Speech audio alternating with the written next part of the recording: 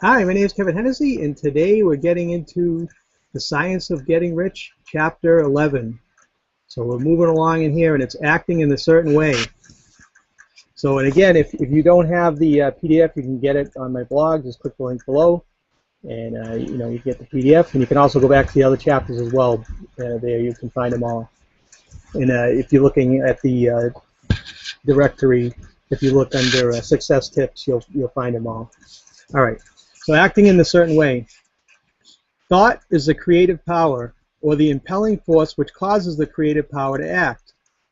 Thinking in a certain way will bring riches to you, but you must not rely upon thought alone, paying no attention to personal action.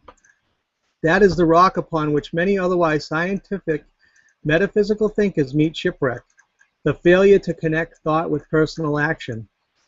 We have not yet reached the stage of development, even supposing such a stage is possible, in which a man can create directly from formless substance without nature's process or the work of human hands. Man must not only think, but his personal action must supplement his thought. By thought, you can cause the gold in the hearts of the mountain to be impelled toward you, but it will not mine itself, refine itself, coin itself into double eagles, and come rolling along the road seeking its way into your pocket.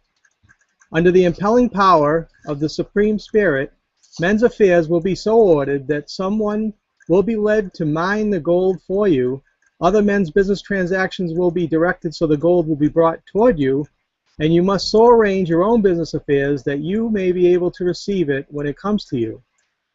Your thought makes all things, animate and inanimate, work to bring you whatever you want, but your personal activity must be such that you can rightly receive what you want when it reaches you. You are not to take it as charity, nor to steal it. You must give every man more in use value than he gives you in cash value. The scientific use of thought consists in forming a clear and distinct mental image of what you want, in holding fast to the purpose to get what you want, and in realizing with grateful faith that you do get what you want. Do not try to project your thoughts in any mysterious occult way with the idea of having it go out and do things for you. That is wasted effort and will weaken your power to think with sanity. The action of thought in getting rich is fully explained in the preceding chapters. Your faith and purpose positively impress your vision upon formless substance, which has the same desire for more life that you have. And this vision received from you sets all creative forces at work in and through their regular channels of action, but directed toward you. It is not your part to guide or supervise the creative process. All you have to do with that is to retain your vision, stick to your purpose, and maintain your faith and gratitude. I'm going to shut this off for 2 seconds because it's kind of loud.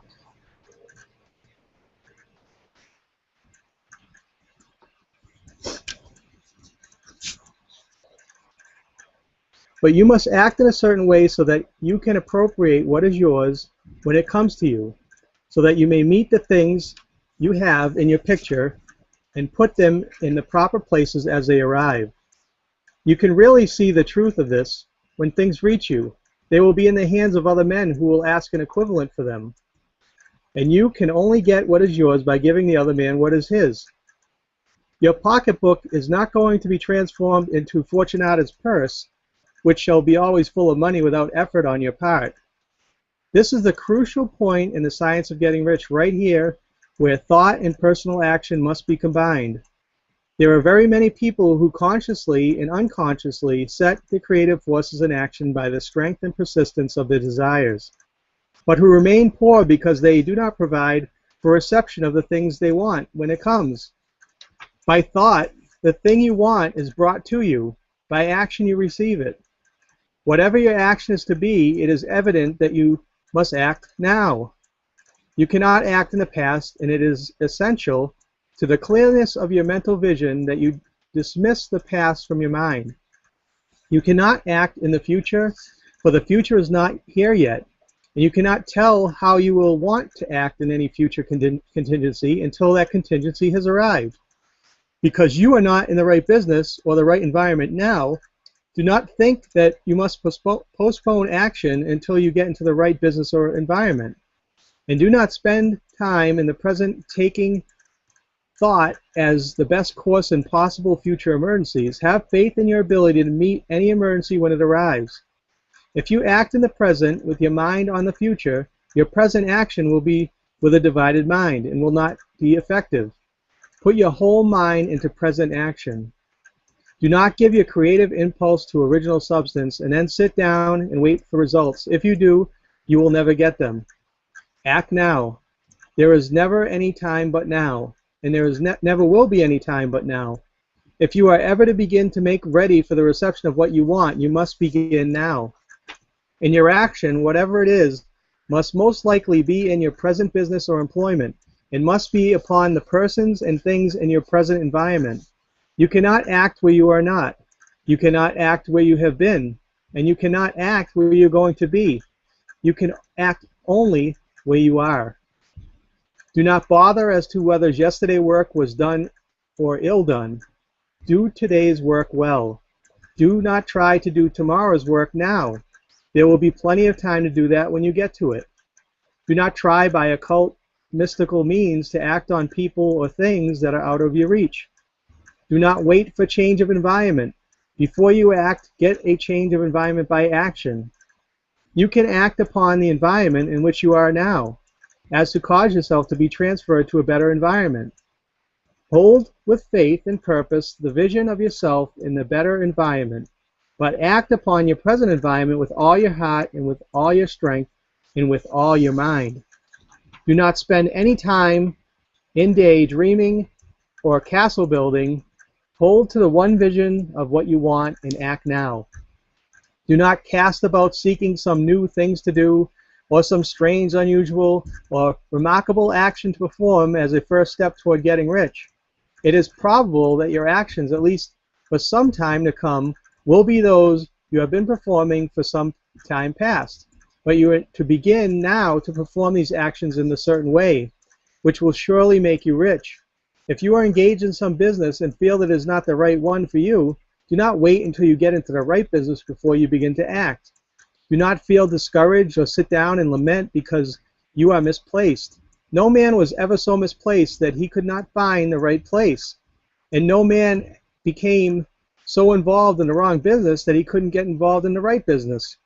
Hold the vision of yourself in the right business with that purpose to get into it, and the faith that you will get into it, and not getting into it, but act in your present business.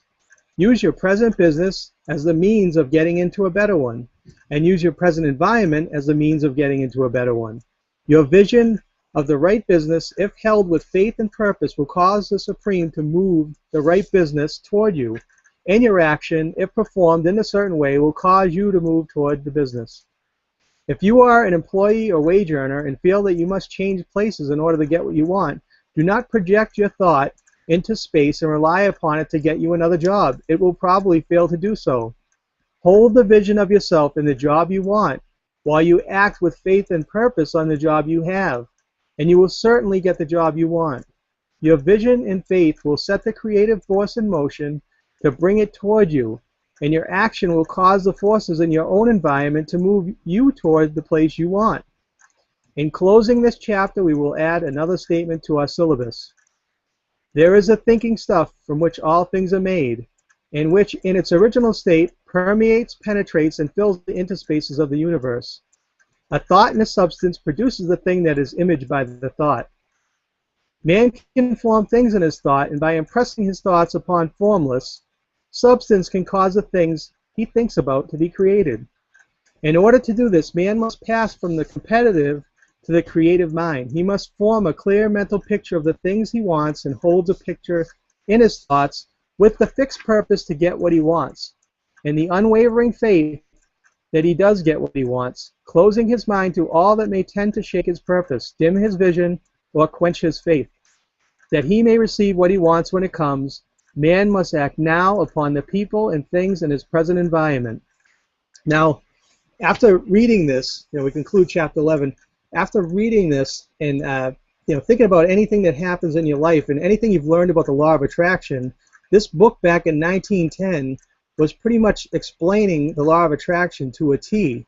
So you can see where everyone has probably gotten bits and pieces of this for the books that they've come out with later on, and it is so true. It's what you're thinking every day, and it's just knowing that don't be focusing on any lack whatsoever. Always only focus and train your thoughts on where you want to go, because I know that's a tough thing that I've dealt with a lot, is thinking about like what could go wrong and these kind of things, but only when I've held these visions that I know that's going to happen. I build that confidence up that the things start rolling in my direction, which is awesome, and that's what you want to do. So I hope you're really enjoying it. I hope you're putting this information to good use, because it definitely can change everything that's going on in your life right now. Doesn't matter where you're starting from. So I hope you're having a great one. And again, you can get the PDF of Science of Getting Rich on the blog, and you can also connect with me on Facebook too if we're not already connected. So I'll talk to you soon, and goodbye. I'll see you in Chapter 12.